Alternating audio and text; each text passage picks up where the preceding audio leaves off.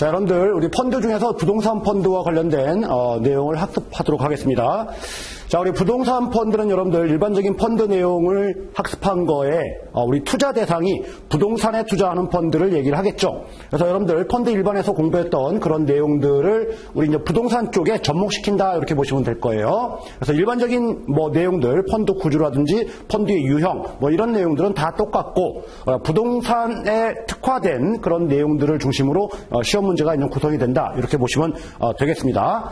자, 우리 펀드 일반에서 공부했던 여러분들 자본시장법상 집합투자기구의 종류 우리 다 공부했죠. 일반적인 형태, 특수한 형태의 무슨 전환형이라든지 이런 내용들 말고 일반적인 내용들은 여러분들 우리 이제 증권 그리고 부동산, 특별자산 그리고 혼합자산, 단기 그죠? 단기, MMF 이런 식으로 이제 공부를 했어요. 그래서 일반적인 펀드에서 여러분들 시험 문제 좀 자주 나오는 것들은 여기 MMF 쪽이 좀 자주 나오죠, 여러분들. 그 운용 제한이 좀 따르다 보니까 그런 거예요. 자, 우리 자본시장법에서 이거 집합투자기구의 정의를 우리 구분하는 기준은 우리 집합투자재산의 우리 자본시장 법률상 법령상으로 보게 되면은 40% 이상 뭐라고 얘기를 하는 거냐면은 대통령령으로 정한 금액을 기준을 초과하는 투자를 했을 때 이렇게 구분한다 이렇게 얘기를 하는데 우리가 대통령령에서는 어떻게 얘기해요? 50%를 초과해야 된다 이렇게 얘기를 하는 거 있는 거죠. 그래서 여러분들 실질적으로 현실적으로 우리가 구분하는 기준은 뭐예요? 50% 기준으로 따지는 거다 이렇게 보시면 될 거예요. 자, 그런데 우리 자본시장법이 틀린 말은 아니죠. 40% 이상이라는 표현도 그래서 40% 이상 또는 50% 초과 이런 표현들이 나오면 법에서 다 나오는 말이기 때문에 이런 거 가지고 여러분들 이렇게 혼란을 겪으시면은 안 되겠다 이렇게 보여집니다. 그래서 여러분들 시험 문제 40%가 됐건 50%가 됐건 대부분을 의미한다 이렇게 보시면 될 거예요. 자, 그래서 그 중에서 이제 집합 투자 기구 중에서 이제 부동산과 관련된 부분들을 우리 순차적으로 좀 알아보겠다라고 여러분들 보시면 되겠네요. 자, 그러면은 자본시장법상 우리가 집합투자기구로서의 이제 부동산 집합투자기구를 이렇게 얘기를 하는 거죠. 집합투자재산의 50%를 초과해서 부동산 등에 투자한다 이렇게 보는 거예요. 자, 그러면 여러분들 어디냐? 부동산에만 투자하는 거냐라는 거죠. 우리 법령상 가만히 보면은 등이라는 표현을 하고 있다라고 되어 있어요. 그래서 우리 부동산과 관련성 있는 실제 부동산은 아니지만 그죠? 이런 부분들도 부동산에 투자한 거랑 매한가지로 보겠다 이런 의미로 여러분들 좀 보시면 될 거예요. 자, 그러면은 투자 대상으로 실제 부동산인 실물 부동산에 투자하는 것들을 우리는 실물형 부동산 펀드 이렇게 얘기해요. 실제 부동산을 취득하고 처분하고 임대하고 그렇죠? 취득하는 경우도 경공매로 취득하는 경우도 있겠죠. 그리고 우리 이제 토지 같은 거를 구입을 해서 우리 개발 사업을 하는 경우도 있겠고요. 그리고 낙후된 건물이라든지 이런 것들 공작물들을 취득해서 싸게 취득하겠죠. 리모델링이라든지 구조 변경 이렇게 개량하는 형태로 해서 우리 돈을 벌겠다라는 게 바로 실물형 부동산 펀드 이렇게 얘기합니다. 그러면 실물형 부동산 펀드를 우리 교재에서는 어떻게 구분하느냐 봤더니 여러분들 임대형 부동산 펀드 임대형 부동산 펀드 이렇게 나와요. 또 경공매형 부동산 펀드 그리고 개량형 부동산 펀드 그리고 개발형 부동산 펀드 자 이런 식으로 우리 이제 펀드의 종류를 실물형 펀드를 4가지를 소개합니다. 우리 교재에서 여러분들. 자, 그러면은 이 실물형 부동산 펀드의 종류는 알고 계셔야 되겠죠. 자, 그거 이외에도 이제 등과 관련된 부분이에요. 등. 부동산과 관련성 있는 건데 부동산은 아니에요. 그런데 가만히 보니까 속뜻을 보니까 부동산에 투자하는 거랑 똑같더라라는 거죠. 실질적으로는. 자, 뭐냐면은 부동산과 관련된 증권, 우리 증권은 여러분들 공부했죠. 우리 펀드에서 나오는 것들은 우리 투자신탁은 수익증권, 그거 이외에는 집합투자증권. 그거 말고도 우리 유동화, 자산 유동화 증권,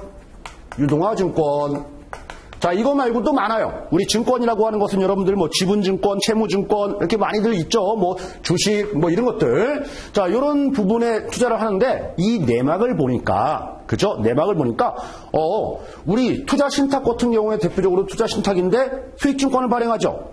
투자 신탁이 뭐를 하느냐 봤더니 신탁 자산의 대부분이 부동산인 거예요. 50% 이상이. 그러니까 그 파생돼서 거기서 이제 나오는 이 증권의 내막도 증권이 아니고 부동산에 우리가 투자하는 그런 투자 신탁이구나라는 것을 내포를 한다라는 거죠. 이해하시죠, 여러분들? 그래서 부동산과 관련성 있는 것에 투자하는 각종 증권, 그래서 증권형 펀드가 아니고 부동산 펀드로 보겠다라는 거예요.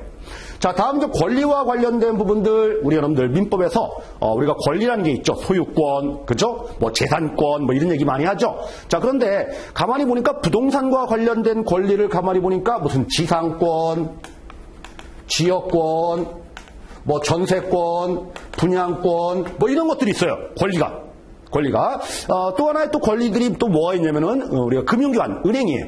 은행에서 돈을 빌려줘요. 그러면 은행은 권리를 가지고 있는 거죠. 채권, 돈을 받을 권리, 금전채권을 가지고 있다라는 거예요. 그런데 돈을 빌려주는데 모든 금전채권이 아니고 부동산 담보에서 대출받으신 분들이 있겠죠.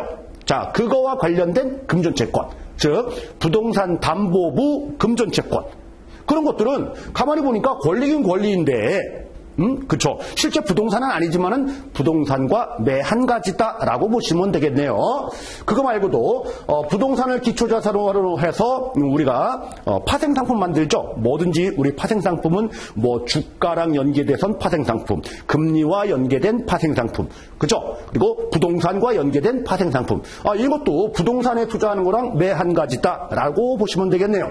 그리고 이 대출, 이 펀드 재산으로 여러분들 돈을 빌려줘요. 돈을 빌려주면서 돈을 수익 활동을 한다는 얘기 있죠. 자, 그러면은 어디에 돈을 빌려주느냐 봤더니 우리 여기 개발형 부동, 개발사업 하는 곳에 돈을 빌려줘요. 이 펀드가 즉 뭐예요? 어디에 투자하는 거예요?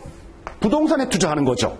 자, 이런 펀드들을 우리는 등과 관련돼서 얘기를 한다. 자, 그래서 부동산 펀드라고 하는 것은 실물에 투자하는 펀드만 얘기하는 게 아니라 관련된, 그렇죠? 기타 파생된 쪽에도 우리는 부동산하고 매 한 가지로 보겠다라는 거예요. 그래서 실물형 부동산 펀드의 종류 이렇게 4가지 기억을 해주시고요.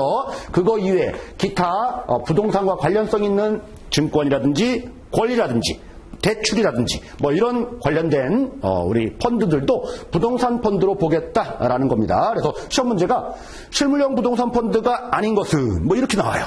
자, 그러면은 임대형, 경국매형, 계량형, 뭐 대출형 뭐 이런 식으로 나와요. 대출형이 아니겠죠, 여러분들. 그렇죠? 그래서 실물형과 등과 관련된 부분들을 좀 알아봤다라는 거예요. 자, 이런 곳에 투자를 하게 되면 여러분들 뭐라고요? 부동산 집합투자기구, 부동산 펀드다 이렇게 본다는 얘기예요.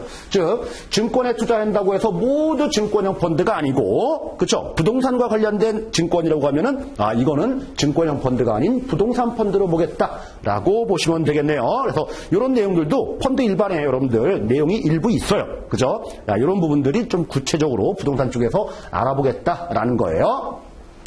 자, 우리 펀드, 집합투자기구, 펀드 1번에서 다 공부한 겁니다. 설정, 법적 형태에 따라서 이제 구분을 하죠. 계약 형태에 해당되는 게 우리가 신탁, 그죠? 투자 신탁 이렇게 설정할 수가 있고요.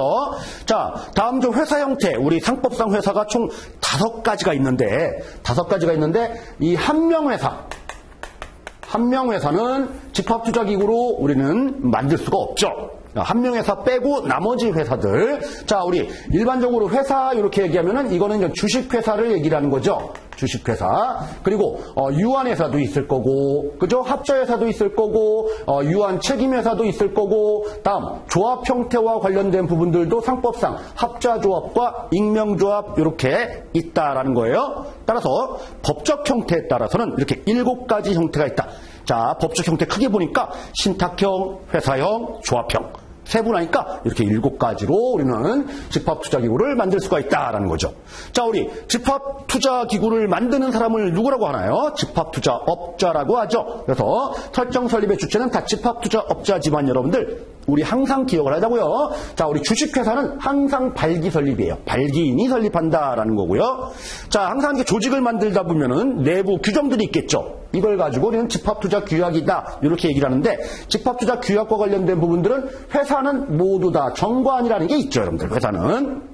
회사는 나머지는 다 계약서로 작성을 한다 이렇게 보시면 되겠네요. 자, 우리 발행증권과 관련된 부분들은 주식을 발행을 한다라는 것은 주식회사밖에 안 돼요. 나머지는 아무데도 안 되죠. 우리 투자신탁은 수익증권 이렇게 얘기하죠. 자, 나머지들은 우리 주식을 발행하지 못하니까 우리가 지분증권, 우리 조합은 출자증권 이렇게 얘기를 하는 거예요. 아셨죠, 여러분들? 그래서 투자신탁은 수익증권, 회사. 그죠? 주식회사는 주식. 주식과 관련된 부분들도 뭐 일반적으로는 이렇게 얘기하죠. 뮤추얼 펀드다. 뭐 이렇게. 자, 우리 관련된 부분들이 시험 문제가 종종 나오고 있어요, 여러분들. 포인트는 뭘까요? 그쵸? 여기 설립 주체. 우리가 주식회사는 발기인이다라는 거. 나머지는 업자다. 그리고 여러분들 집합투자 규약과 관련된 부분들은 회사는 모두 정관이다라는 거. 그죠? 이런 것들이 핵심적인 출제 포인트로 어렵지 않아요. 이렇게 정리를 좀 해두시면 되겠네요. 자, 우리 참고적으로 이제 말씀을 드리게 되면 여러분들, 우리 부동산 펀드라고 하는 것은 펀드 재산의 50%를 초과해서, 그죠? 초과해서 어디에 투자하는 거예요? 부동산, 그리고 실물 말고 등 이런 데 투자하는 거예요. 자, 그럼 몇 프로까지 여기에 투자할 수 있을까요? 100%까지 다 투자할 수 있다 이렇게 보시면 돼요. 그래서 과거에는 여러분들 우리 부동산 투자 회사, 이 주식회사 형태로 만들게 되면은 발기 설립이죠. 상법상. 자, 우리 부동산에 투자할 수 있는 한도를 70%로 이렇게 제한한 적이 있었어요. 예전에. 자, 그런데 이런 부분들의 의미가 없다라고 해서 벌써 이제 3년, 4년 지났습니다. 개정됐죠? 100%까지 다 투자할 수 있다. 이렇게 보시면 되는 겁니다. 그래서 그 당시만 해도 여러분들 시험 문제 출제를 했어요. 뭐 요즘은 나올 가능성은 거의 좀 희박하지만은 그래도 우리가 부동산 투자 회사가 부동산에 투자할 수 있는 최고 한도는 몇 프로인가라는 문제가 나오면은 100%이다 이렇게 보시면 되는 거예요. 70%다 이렇게 우리 보시면 안 됩니다. 그래서 우리 정규 교재에도 여러분들 과거에는 70%였다 뭐 이런 표현들이 있는데, 자, 다 생략하고 이렇게 정리를 해두시면 되겠네요. 뭐 그렇게 어려운 내용이 아닌 부분들을 지금 우리는 알아보고 있다라는 거예요. 자, 다음 여러분들, 우리가 부동산 펀드의 법적 형태에 따라서 우리가 실무적인 내용을 보게 되면은 우리가 가장 우리가 설립하기 좀 쉬운 거, 만약에 신탁형이 있고요, 그리고 회사형이 있고요, 그리고 조합형이라는 게 있는데, 가장 실무적으로 편한 것을 우리 계약만 체결하면 되는 이런 신탁형이 가장 우리 설정하기는 좀 쉬워요. 그죠? 그래서 집합투자업자하고 신탁업자하고 계약서만 쓰면 되는 거예요. 그죠? 그래서 신탁 형태가, 투자 신탁 형태가 가장 일반적인 형태로 많아요. 그래서 시중에 여러분들, 우리 펀드의 형태들을 가만히 보면은 투자 신탁이 거의 95%. 그죠? 대부분은 투자 신탁 형태다라고 보시면 되는 겁니다. 자, 그런데 부동산과 관련된 이 개발 사업을 한다라고 한번 볼게요. 개발 사업. 개발 사업이라고 하면은 뭔가 큰 프로젝트 사업을 하는 거예요. 뭐 대단지를 조성해서, 여러분들 요즘 뭐 텔레비전에 많이 나오죠. 뭐 수도권에 무슨 뭐 임대주택을 만든다 뭐 하면서 대단지 사업을 하죠. 자, 하루 만에 뚝딱 하고 개발될까요? 아니죠. 기간이 오래 걸려요. 길게 걸리는 것은 10년 넘게 걸리는 사업도 있어요. 그리고 돈도 많이 들어가죠. 대규모 자금들이 투입되는 게 바로 개발 사업이에요. 자, 그런데 이 펀드라는 곳이 이런 개발 사업을 한다라고 하면은 여기에 투자한 사람들의 우리 위치, 지위라는 게 좀 불안하겠죠, 여러분들. 그렇죠? 내가 1,000만 원 투자했는데 이 개발 사업이 10년이나 시간이 걸린대요. 그렇죠? 너무 불안한 거예요. 그래서 단순하게 이렇게 계약 형태로 가는 펀드 형태를 만들게 되면은 뭔가 투자자 보호 차원에서 상당히 좀 안 좋다라고 보는 거죠. 그러면은 조금 조직적으로 책임을 질 수 있는 그런 회사 형태가 바람직하다라는 거예요. 회사 형태. 자, 이런 회사 형태도 여러분들 우리가 상법 공부하는 건 아니지만은 회사도 우리가 출자한 자금만큼만 책임지고 더 이상 책임을 지지 않는 그런 물적 회사 형태가 바로 주식회사 형태와 그리고 유한회사 형태가 있다라고 상법에서는 얘기를 해요. 합자회사라든지 뭐 이런 것들은 합자합령회사는 그러니까 물적 성격이 아니고 인적 성격이 좀 가미된 무한 책임을 질 수 있는, 즉 뭐예요? 밑빠진 독에 물 붓기. 막 이렇게 투자한 금액 1,000만 원 했는데 다시 다 그러니까 뭐 2,000만 원, 3,000만 원 계속 집어넣어야 되는 그런 부분의 우리 회사 형태이기 때문에 바람직하지 않다라고 보는 거죠. 따라서 여러분들 우리가 주식회사와 유한회사가 가장 바람직한 우리 형태로 지금 보고 있다라는 겁니다. 자, 그리고 또 하나의 회사가 있죠. 유한책임회사라는 거. 유한책임회사, 이것도 유한인데, 왜, 이 유한회사하고 뭐가 다르냐? 똑같은 거 아니냐? 똑같아요. 그런데 여러분들, 유한책임회사는 말이 유한이지, 일반적인 주식회사 형태의 회사라고 보시면 돼요. 자, 그런데 주식회사, 일반적인 주식회사는 회사에 우리가 주주총회가 있어야 되고요. 그리고 우리 이사라는 조직이 있어야 돼요. 또 하나 감사라는 조직도 있어야 돼요. 그러다 보니까 조직이 큰 게 3대 기관이 반드시 필요해요. 주식회사는. 그런데 여러분들 우리 벤처기업이라든지 아니면 1인 사업 하시는 분들 있죠. 조그만 사업을 시작해서 아주 기술력은 풍부하고 빨리빨리 의사결정을 해야 되는데 뭔가 조직을 다 갖추려다 보니까 너무 힘든 거예요. 너 혼자 다 책임지고 회사 만들어서 가라. 그런 형태, 그런 형태로 나온 회사가 유한책임회사예요. 그러니까 1인 기업 정도 소규모로 운영하는 그런 형태로, 특수한 형태로 나온 거기 때문에 이런 것들은 대규모 프로젝트 사업에는 바람직하지 못하겠죠. 따라서 여러분들 주식회사와 유한회사가 바람직한 형태다라는 겁니다. 자, 그러면 시험 문제가 출제된다고 하면 이렇게 나올 거예요. 그죠? 대규모 프로젝트 개발 사업을 추진하기 위해 가장 이상적인 바람직한 우린 법적 형태의 펀드는 무엇이냐라는 것을 고를 때 우리 회사 형태 중에서 뭐예요? 주식회사와 유한회사 요 두 개가 아마 정답으로 지문 중에 하나가 있겠죠. 자, 이런 형태로 여러분들 우리가 기억을 해두시면 충분합니다. 자, 다음으로 여러분들 우리가 법적 형태 중에서 합자라는 표현이 들어간 데가 있어요. 이 합자라는 것은 뭐예요? 합쳤다라는 거죠. 자본이 합쳤다 이런 말이에요. 자본이 합쳤다. 자, 무슨 자본이냐라는 거죠. 합자라는 것은 무한 책임을 지는 자본하고 유한 책임을 지는 자본이 결합된 형태다라는 거예요. 자, 뭐냐면 내가 회사를 만드는데, 그죠? 회사에 내가 1,000만 원을 넣었어요. 난 주주죠. 그러면은 회사가 망해도 나는 1,000만 원까지만 책임지는 거예요. 1,000만 원만 손해보면 끝이에요. 더 이상 손해는 안 봐요. 이런 것들을 내가 투자한 금액 한도 내에서 책임지겠다라는 게 유한 책임이에요. 유한 책임. 자, 그거에 비해서 이 무한 책임이라고 하는 것은 뭐냐면은 회사가 다 모든 것들을 해야 되는데 회사가 못해요. 돈이 없어서. 그러면 어떻게 해야 돼요? 투자한 그 무한 책임을 지겠다는 사람이 더 밑빠진 독에 물 붓기로 다 우리는 넣어야 돼요. 자, 이런 게 바로 무한 책임이에요. 이 두 가지 성격이 결합된 형태가 합자다라는 건데 회사에도 합자가 있고요. 조합에도 합자가 있어요. 그래서 합자 회사 그리고 합자 조합 두 가지 형태가 있다라는 거예요. 자, 그러면은 회사에 들어간 사람들, 투자한 사람들을 우리는 뭐라고 얘기하면 될까요? 회사니까 사원 이렇게 얘기하면 되겠죠. 주식회사는 주주 이렇게 얘기하면 되는 거고요. 자, 조합에 투자한 사람들은 조합원 이렇게 얘기하면 되는 거예요. 조합원. 자, 이렇게 구성되어 있는 게 합자 형태다라는 거예요. 자, 그러면은 이런 부분들 우리 갑이라는 사람은 무한 책임지고 을이라는 사람은 유한 책임진다라고 하면은 이런 조직에서 돈을 벌었어요. 그러면 이 사람들한테 뭔가 돈을 배당을 해줘야 되겠죠. 배당을 해줄 때 무한 책임지는 사람하고 유한 책임지는 사람하고 똑같이 배당을 해줘도 되겠지만은 원래 이제 균등 배당이 원칙인 건데 우리가 차등 배당도 가능하다는 얘기예요.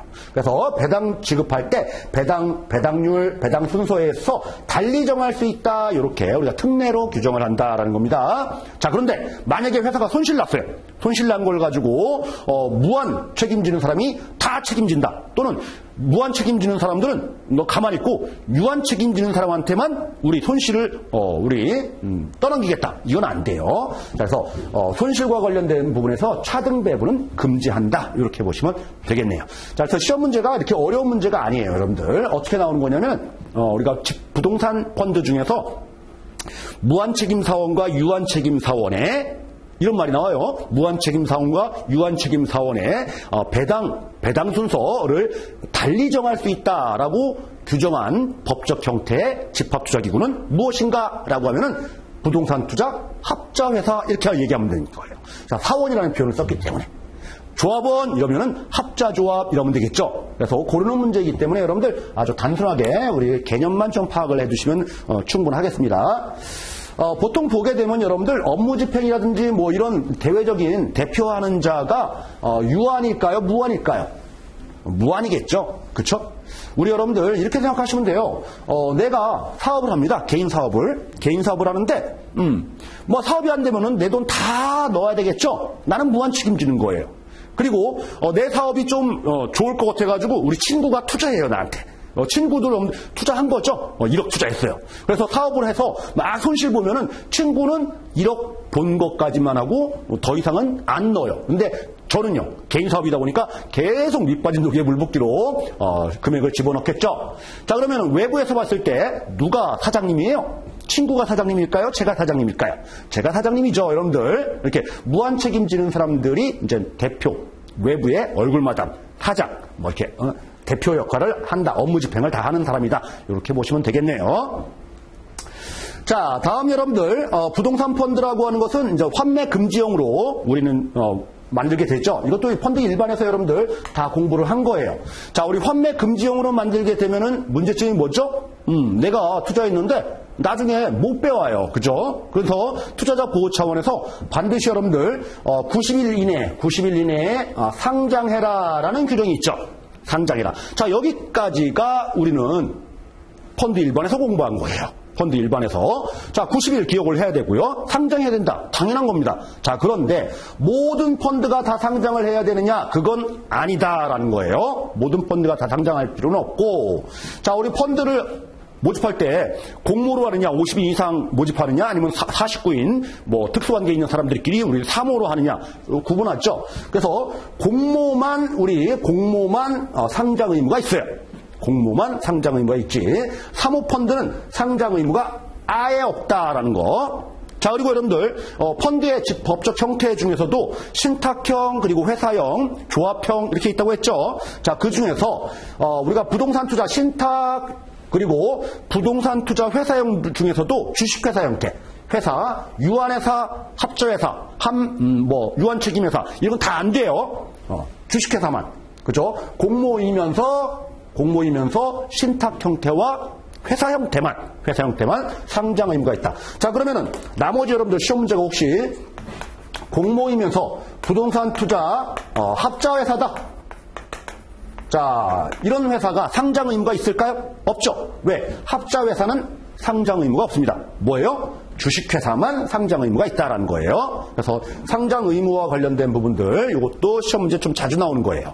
자주 나오는 거. 그래서 우리가 환매 금지형 부동산 펀드에서 상장을 해야 되는 우리가 법적 정태는 무엇이냐라고 하면 무조건 공모해야 돼요. 그러면서 투자 신탁이냐, 투자 회사냐 둘 중에 바로 상장 의무가 있다라는 거 이거 체크 좀 해주시기 바랍니다, 여러분들. 너무 자주 나오는 거예요. 이런 부분들이. 자, 다음 여러분들 우리가 좀 전에도 봤듯이 부동산의 펀드에서 투자하는 곳을 가만히 봤더니 우리 실제 부동산인 실물인 부동산에 투자할 수 있다고 했죠. 그래서 우리가 실물형 부동산 펀드. 그러면은 실제 있는 부동산이라는 것이 무엇이냐라고 해서 여러분들 다른 책에도 나오고요. 여러 가지 우리 자격시험 교재에 나오는데 부동산이라고 하는 것은 협의의 부동산과 광의의 부동산으로 구분해 볼 수 있다. 막 이런 식으로 해서 이론적인 말들을 많이 해요. 자, 그건 그쪽 시험에서 우리는 공부를 하는 거고 우리는 그냥 부동산이다. 실제 눈에 보이는 거, 토지라든지 그 정착물, 건물 뭐 이런 것들 거기에 투자하는 거다라는 거죠. 뭐예요? 부동산을 취득하고 처분하고 그리고 임대하고 그리고 개발하고 그리고 개량하고 막 이런 형태가 바로 실제 부동산에 투자하는 형태들이더라라는 거죠. 그래서 취득과 관련된 부분에서 우리가 싸게 취득하는 거, 경공매로 취득하는 이런 펀드들을 우리는 공부를 하겠다는 얘기예요. 그래서 경공매형, 임대형, 개발형, 개량형, 자 이런 것들이 바로 실제 부동산에 투자하는 실물형 부동산 펀드다. 이렇게 보시면 될 거고요. 자, 그거 말고도 여러분들 부동산 등에 투자할 수 있다라고 해서 등과 관련된 부분을 또 봤죠. 자, 그러면은 부동산과 관련된 등에서 첫 번째는 권리와 관련된 부분을 보죠. 권리. 무슨 권 이렇게 얘기하는 거예요. 무슨 권. 자, 우리 민법상 여러분들 지상권, 지역권, 전세권, 자 여기까지가 담보물권이죠. 담보물권이에요. 그리고 임차권, 자 요거 이제 채권과 관련된 부분이죠. 그리고 분양권 이렇게 여기까지. 지금 권리가 총 몇 개예요? 5가지입니다, 여러분들. 지상권, 지역권, 전세권, 임차권, 분양권. 꼭 기억하세요. 이게 여러분들 자본시장법상 시장법에서 규정한 권리에 따라서 시험 문제가 엄청 세부적으로 출제하면 다음 중 부동산 펀드에서 투자할 수 있는 부동산과 관련된 권리로서 자본시장법에 규정한 권리가 아닌 것은 뭐 이렇게 나올 수가 있어요. 이해하셨죠 뭔지? 그래서 요거 5가지는 꼭 기억을 하자. 지상권, 지역권, 전세권, 임차권, 분양권. 자, 다음 여러분들 좀 전에도 말씀드렸어요. 자, 우리 기업 구조조정 촉진법상 자, 우리가 채권, 금융기관, 은행이라고 보시면 되죠.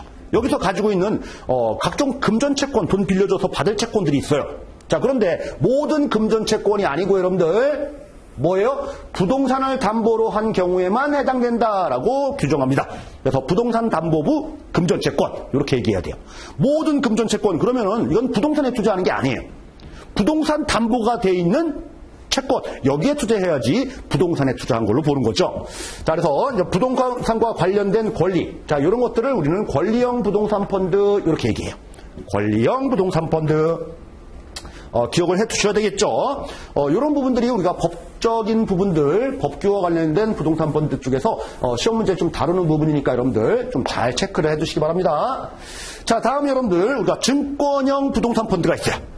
우리가 펀드 일반 분류할 때 증권형 집합투자기구, 증권 집합투자기구 이렇게 공부했잖아요. 주식이라든지 채권 이런 데 투자하는 거. 자, 그런데 똑같이 주식, 채권 이런 데 투자를 하는데 이거는 증권 펀드가 아니래요. 부동산 펀드래요.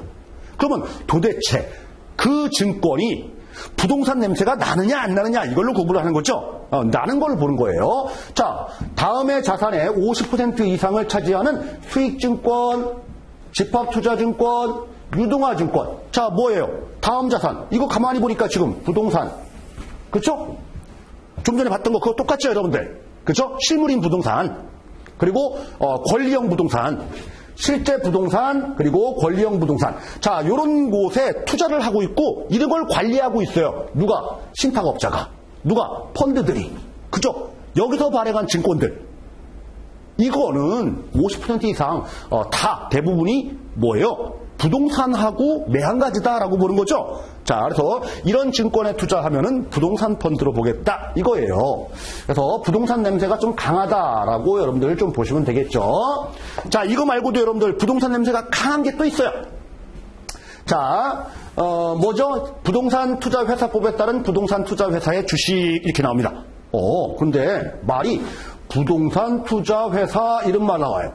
자, 우리 좀 전에 봤듯이 우리가 신탁형 그리고 회사형 그리고 조합형 펀드 중에서 회사형에서 주식회사가 뭐라고 얘기하냐면은 부동산 투자 주식자 빼고 회사 요게 바로 주식회사 형태의 부동산 펀드예요. 그런데 여기도 부동산 투자 회사 이렇게 얘기해요. 그러면 얘네 두 개가 단어는 똑같아요. 똑같은데 좀 달라요, 여러분들. 뭐냐면은 우리가 지금 공부하는 것은 자본시장법을 공부하는 거예요. 자본시장법. 자, 자본시장법상 부동산 투자회사 이렇게 얘기하면은 이거는 펀드를 얘기하는 거예요. 펀드. 자, 그런데 우리 지금 여기 부동산 투자회사법 이거라는 게 있어요. 자본시장법이 나오기 그 전에 나왔던 법이에요. 이거는 뭐냐면은 이것도 마찬가지로 회사예요. 이거는 회사, 주식회사입니다. 이것도 주식회사인데 우리 고객으로부터 뭐예요? 투자자로부터 자금을 모아서 이제 회사를 만든 거죠. 주주들한테 돈을 우리는 출자를 받은 거예요. 근데 이 회사들은 여러분들 이 회사는 당연히 이제 주식을 발행하겠죠. 주식회사니까 이 회사는 부동산의 투자를 주 목적으로 하는 거예요. 부동산 투자. 아셨죠? 부동산 투자. 그래서 부동산 투자, 그래서 가만히 보면은 부동산의 70% 이상을 가지고 있어야 돼요. 그리고 부동산 플러스 알파, 권리라든지 현금 등까지 포함하면은 80% 이상을 부동산에 투자하는 회사를 우리는 부동산 투자 회사 이렇게 얘기합니다. 펀드하고는 좀 다른 거예요. 자, 이거 우리 실무적으로는 여러분들 이렇게 얘기하죠. 리츠다. 리츠는 좀 들어보신다요? 리츠. 그쵸? 리츠, 부동산 투자 회사를 얘기하는 거예요. 우리 펀드가 아니고 리츠. 자, 그런데 이 리츠가 발행한 주식이 있대요. 주식. 자, 주식이니까 증권이죠, 여러분들. 지분증권. 그쵸? 자, 그러면은 이 주식인데 여기에 투자하면은 증권 펀드 아니냐? 아니죠. 부동산이 대부분인, 그죠? 그런 회사의 주식이에요. 그러니까 여긴 주식은 주식이지만 부동산에 투자한 거랑 매한가지다 이렇게 보는 거예요. 이해하셨나요? 그래서 여러분들 리츠 주식 우리 부동산 펀드다. 증권 펀드가 아니다라는 거죠. 자, 또 하나는 뭐냐면은 부동산 개발 회사라는 게 있어요. 부동산 개발 회사. 자, 이 개발 회사는 뭐냐면은 딱 3년이면 3년, 5년이면 5년 동안 개발만 하고 끝내겠다. 그러니까 영속 기업이 아닌 거죠. 그래서 존속 기간을 정해놓고 만든 회사예요. 자, 그러면 이 회사가 여러분들 돈이 필요해요. 돈이 필요하면은 주식회사로 만들면은 주식을 발행할 거고, 다른 유한회사로 만들면은 지분증권을 발행할 거고, 아니면 돈이 필요하면 채권도 발행할 거고, 그렇죠? 자, 그래서 발행한 모든 증권들, 이건 주식이라고 얘기 안 하고 증권이라고 얘기를 하겠죠. 자, 증권에 투자했다라고 하면은 증권 펀드가 아니고 부동산 펀드다 이렇게 보라는 얘기예요. 부동산 펀드다. 자, 다음으로 여러분들 맨 마지막을 먼저 볼게요. 자, 우리 부동산 투자 목적 회사라는 게 있어요. 부동산 투자 목적 회사. 가만히 보니까 부동산 투자를 목적으로 만든 회사예요. 여기서 이 회사가 꼭 주식회사일 필요는 없어요. 주식회사라고 하면은 주식이라면 될 건데, 유한회사라고 하면 지분증권 이렇게 얘기하면 되겠죠. 그래서 이 지분증권에 투자했다라고 하면은 이것도 마찬가지로 부동산에 투자한 걸로 보겠다 이겁니다. 부동산에 투자한 걸로. 자, 그리고 그거 이외에도 여러분들 우리 자산유동화증권, 그렇죠? 부동산 담보로 한 이거를 가지고 파생시킨 자산유동화증권 70% 이상이 이런 부동산과 관련된 채권들을 묶어서 유동화시킨 거예요. 그러니까 우리 ABS라고 하잖아요. 자, 이런 것들. 그리고 자산유동화증권의 이제 대표적인 거 어디에요? 모기지, 주택 저당 채권을 가지고 우리는 자산유동화시킨 거 MBS. 주택도 부동산이죠. 증권은 증권이지만 부동산으로 보겠다라는 거죠. 그래서 ABS, MBS 이런 부분들. 자, 여기에 투자하면은 여러분들 증권형 펀드가 아니고 부동산 펀드다 이렇게 보시기 바랍니다. 자, 요거 기억을 해 두셔야 됩니다. 회사, 부동산 투자 회사, 리츠, 그리고 부동산 개발 회사, 그리고 부동산 투자 목적 회사. 여기서 발행한 증권 등에 투자하게 되면은 증권 펀드가 아니고 부동산 펀드다. 자, 이게 자본시장법에서 규정하다 보니까 여러분들 혹시 이런 문제가 나오면 어떻게 할까요? 건설회사, 부동산 건설회사가 발행한 주식. 자, 여기에 투자했다. 무슨 펀드일까요, 이건? 증권 펀드입니다. 이거는 부동산 펀드가 아니에요. 부동산 펀드는 딱 여기까지만 얘기합니다. 그러니까 여러분들 정리를 해 두셔야 한다는 얘기예요. 법규는 법대로 공부하라는 얘기입니다. 임의적으로 해석하시면 안 되겠다라는 겁니다. 자, 그래서 증권형 펀드와 관련된 부분들을 좀 이렇게 아주 구체적으로 알아봤는데, 시험 문제가 여러분들 이렇게 많이 나오는 건 아니에요. 많이 나오는 거 아니니까 큰 틀 위주로만, 제가 말씀드리는 포인트 위주로만 좀 정리를 좀 해주시기 바랍니다. 자, 좀 전에 봤던 우리가 부동산 투자 목적 회사라고 하는 것은 뭐냐면은, 이거예요. 부동산 또는 다른 부동산 투자 목적 회사에 투자증권에 투자한다. 쉽게 말해서 부동산 투자를 목적으로 한다라고 만든 회사다. 이렇게 보시면 되는 거죠. 자, 그러면 부동산 투자를 목적으로 하는데 그러면 어디에 투자하느냐라는 거죠. 부동산, 지상권, 지역권, 전세권, 임차권, 분양권 이런 데 투자하는 목적 회사다라는 거죠. 그러면 거기에 얼마나 투자하느냐? 90% 이상 투자한대요. 그죠? 그러니까 부동산인 거예요, 이거는. 그죠?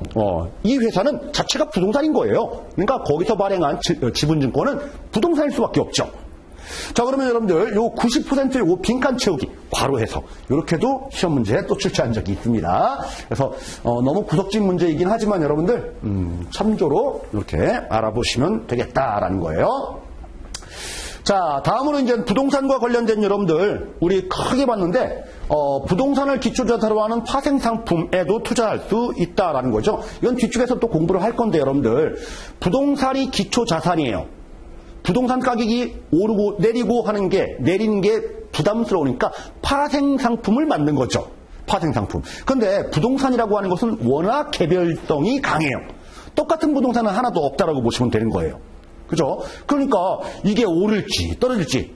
그죠? 서울은 오르는데 저 지방은 떨어지고 있고, 저 제주도는 오르는데 서울은 또 떨어지고 있고, 전국이 똑같이 움직이지도 않고, 여러 가지 지역색이라든지 지방색, 그리고 유형별로도 주택은 오르는데 상가는 떨어지고 공장은 그대로고 이런 형태들을 너무나 많이 보이고 있는 개별색이 강하다 보니까 이 부동산 개별마다 우리는 파생상품을 만들기가 너무 힘들어요. 너무 힘들어요. 그래서 과거엔 여러분들 부동산을 기초자산으로 하는 파생상품 형태의 부동산 펀드들이 거의 만들어진 적이 없어요.